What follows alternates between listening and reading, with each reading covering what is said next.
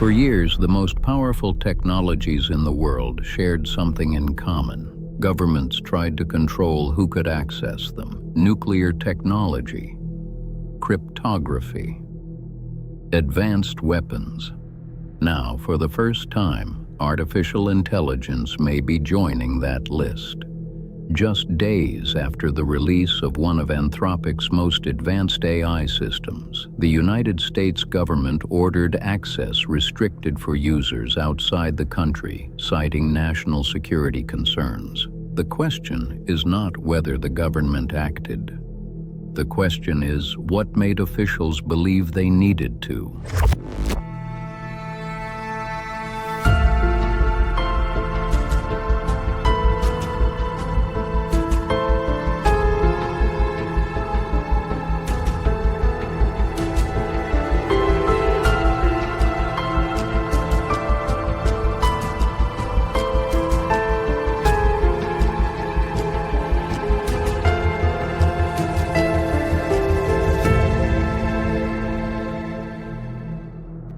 For most of modern history, software has been treated like a product.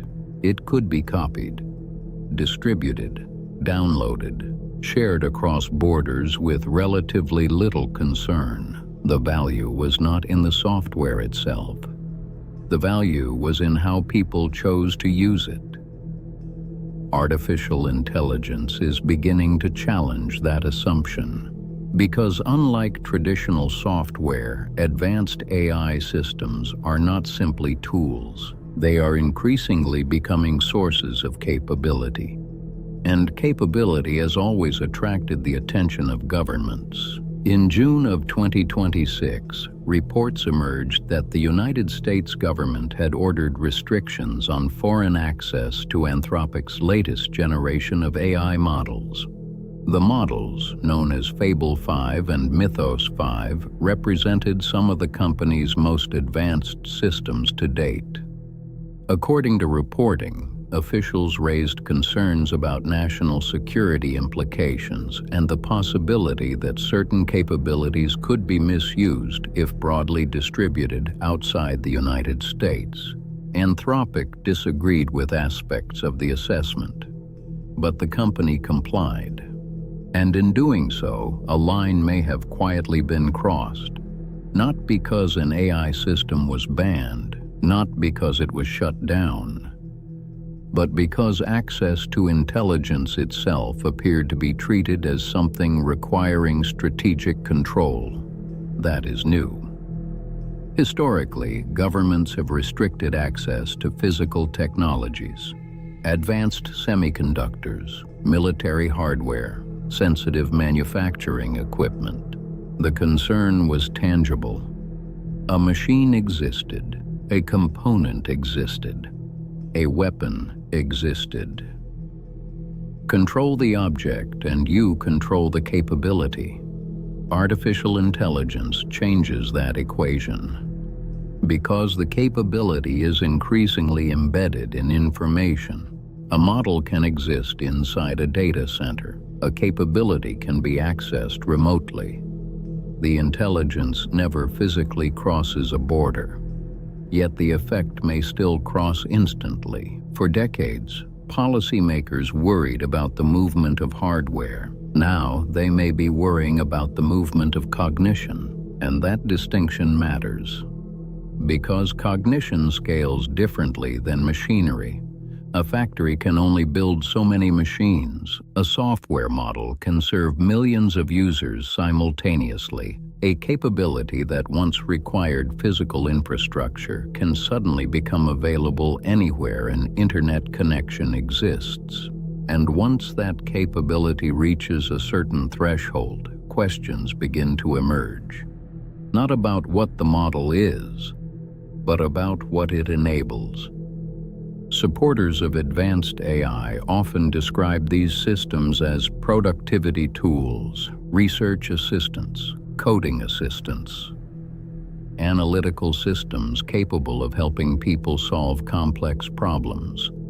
And in many situations, that description is accurate. AI systems are already helping researchers analyze data, helping programmers write software, helping businesses automate repetitive work, helping students learn, helping organizations process information at unprecedented speed. But capability is neutral. The same capability that helps someone solve a problem can also help someone identify a vulnerability. The same system that accelerates innovation can accelerate exploitation. And once governments begin viewing AI through the lens of strategic advantage, the conversation changes. The question is no longer whether the technology is useful. The question becomes, who should have access to it? That question has appeared before. During the early years of strong encryption, governments debated whether certain cryptographic technology should be publicly available.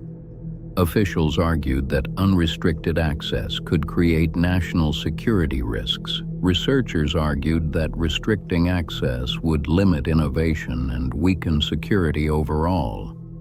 The debate lasted years. Artificial intelligence may be entering a similar phase, except the stakes are potentially larger because advanced AI is not a single technology. It is a capability multiplier, a system that can amplify what individuals and organizations are already able to do. And capability multipliers have historically been difficult to regulate. Once they exist, people find ways to use them. This is part of what makes the Fable 5 story significant. The event itself is relatively simple. A government expressed concern. A company complied. Access changed.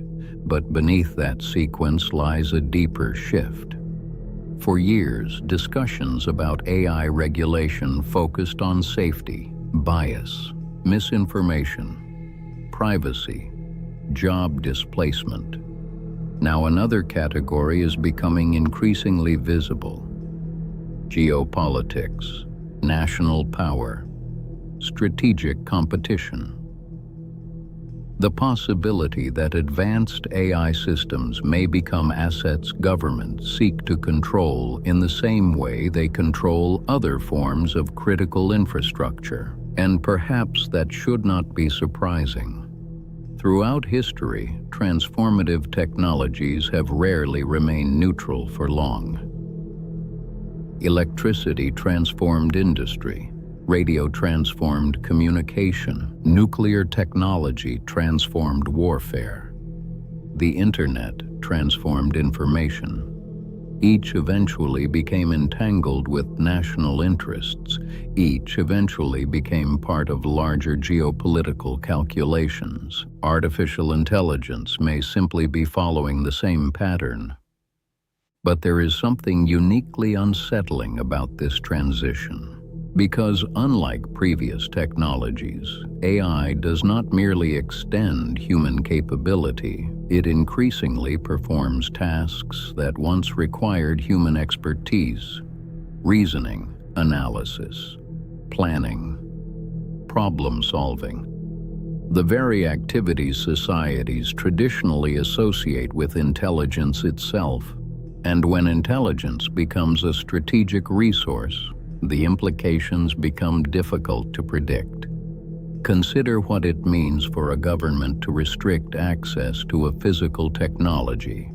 The object remains visible. The boundaries remain clear. A machine exists in one location and not another. AI is different. The intelligence exists somewhere. The effects exist everywhere. A user may never know where the model is running. A government may never fully know how the model is being used. The capability becomes distributed while the control remains centralized, and that creates tension. Because the internet was built around openness, information flows freely, knowledge spreads rapidly. Barriers are difficult to maintain. Yet governments increasingly appear to view advanced AI as something too important to remain completely unrestricted, not because the technology is malicious, but because it may be powerful, and power has always attracted regulation. The result is a future that begins looking very different from the one many people imagined. For years, discussions about artificial intelligence focused on a simple assumption that increasingly powerful systems would become available to everyone. That capability would expand.